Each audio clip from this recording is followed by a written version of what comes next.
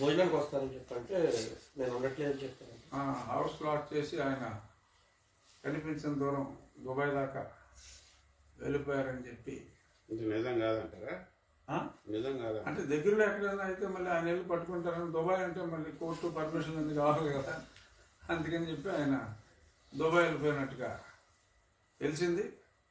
So నిన్నటిదాకా మరి జగన్మోహన్ రెడ్డి గారు ఇక్కడికి వస్తే చకోర పక్షుల్లాగా వారిపోయే ఎంపీలు ఒకరినొకరు తోసేసుకుని ఎగ్జిబిట్ చేయాలనుకునే వాళ్ళందరూ కూడా మరి చాలా దూరంగా జరిగిపోవటం, మరి మొన్న అసెంబ్లీలో వారమే లేకపోవటం,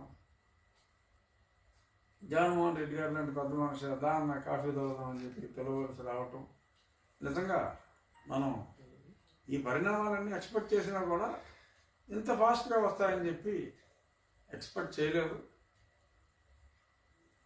సో మళ్ళీ నాకు తెలిసి ఇంకా ఢిల్లీ అయితే బహుశా జగన్మోహన్ రెడ్డి గారు ఇంతటి పరాభవం జరిగిన తర్వాత అది ఆనాడు మహిసభలో ప్రియోజనుడికి జరిగిన పరాభవం కన్నా ఎక్కువ పరాభవం, శృంగభంగం ఇక్కడ కలిగింది. కాబట్టి కొత్త పార్లమెంట్లో